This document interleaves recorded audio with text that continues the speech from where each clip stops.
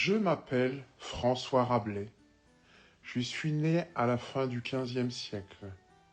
Je suis un peu à la transition de deux grandes époques, le Moyen Âge et la Renaissance. On a tendance à croire que le Moyen Âge était une période obscurantiste et la Renaissance une période lumineuse d'une grande ouverture. Mais la réalité est plus complexe que cela, croyez-en mon expérience.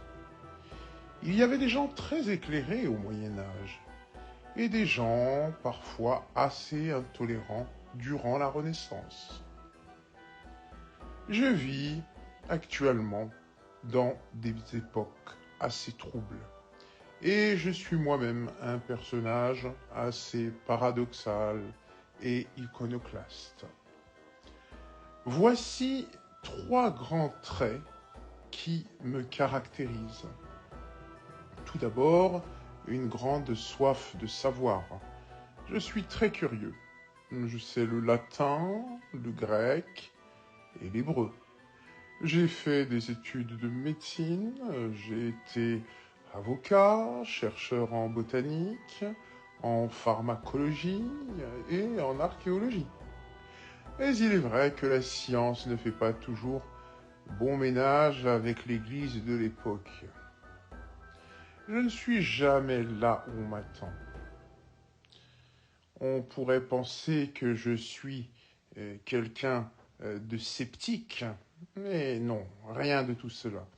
Je suis juste un homme très curieux, assoiffé de savoir, mais d'un savoir immense, encyclopédique, gargantuesque. Ma soif de savoir me rend également inclassable sur le plan religieux. C'est que j'ai tout de même été ecclésiaste, membre du clergé, et puis ensuite anticlérical. Pas car beaucoup de choses m'agacent dans le clergé, à commencer par le dogme. Moi, ce qui m'intéresse, c'est la foi. Mais pas seulement la foi en Dieu, également la foi en homme. J'ai été franciscain et puis ensuite bénédictin. Mais dans chaque ordre religieux, il y avait des choses avec lesquelles je n'étais pas en accord.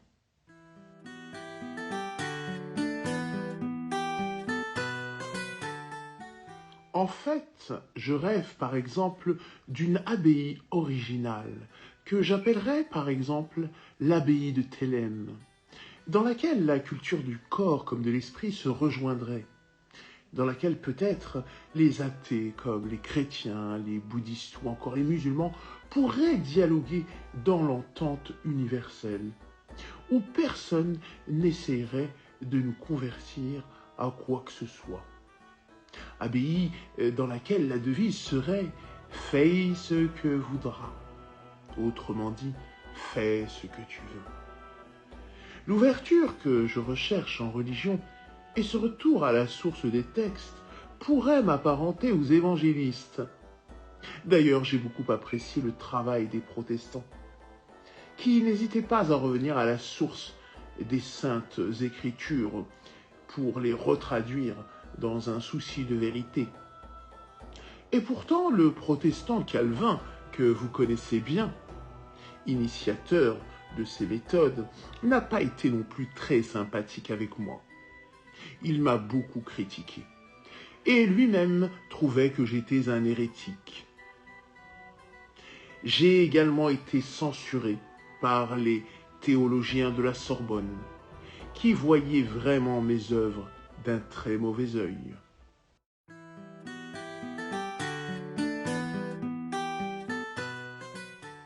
La deuxième chose qui me caractérise, c'est le culte du rire. J'aime rire, plaisanter et parfois même critiquer, parodier. Surtout la religion, le pouvoir, l'idéal chevaleresque et les codes qui nous viennent de la société féodale. Mais simplement pour faire avancer les choses. Et puis, le rire est le propre de l'homme. Le grec Aristote pensait quasiment la même chose. Les animaux ne rient pas. C'est une spécificité de la nature humaine. Alors pourquoi s'en priver? J'ai d'ailleurs écrit plusieurs œuvres dans lesquelles le rire est l'ingrédient principal. C'est le cas chez mes personnages comme le géant Gargantua et son fils Pantagruel. C'est le cas dans le tiers-livre, dans le quart-livre également. Alors pourquoi le rire? Eh bien, je l'ai écrit et expliqué à maintes reprises dans les préfaces de mes livres. Le rire permet de guérir l'homme et l'humanité. Je n'ai pas été médecin pour rien. Pour moi, le rire a des vertus médicales. Il empêche l'homme de sombrer dans la tristesse, la morosité. Et le rire témoigne également chez moi d'un esprit optimiste, d'une conception positive de la vie, d'une quête inlassable du bonheur. Le rire permet de sauver l'humanité qui souffre.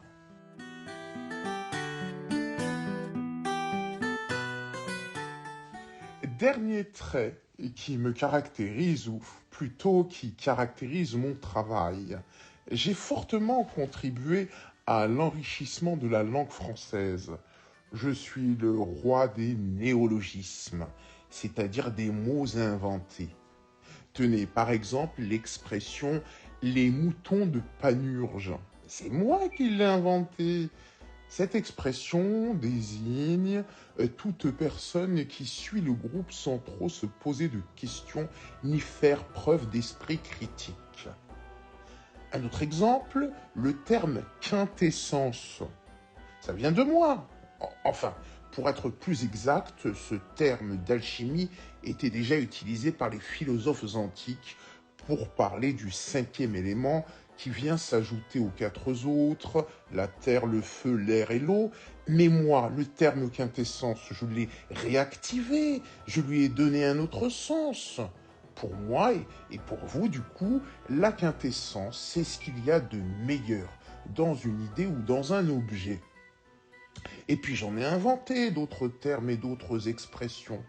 J'ai inventé également des jeux de langage, comme l'anagramme, la contrepétrie. Et j'ai même inventé une forme poétique, le calligramme.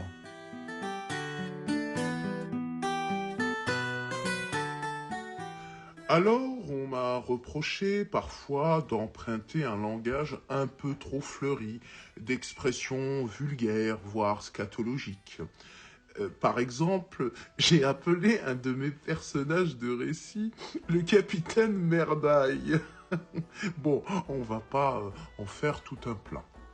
Bon, toutes ces références visent plutôt à faire rire et à condamner ce qui est condamnable.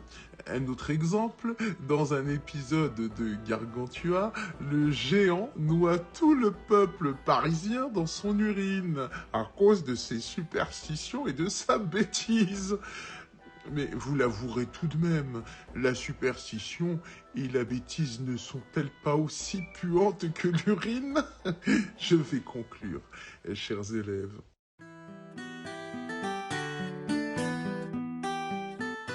Le savoir encyclopédique, la recherche du bonheur et du progrès chez l'homme, l'idée qu'il est perfectible, l'enrichissement de la langue, la réflexion sur l'éducation, la relecture des textes anciens sous un nouveau jour, la recherche de la vérité. Tout cela fait de moi ce qu'on appelle un humaniste. Et oui, l'humanisme, c'est tout cela.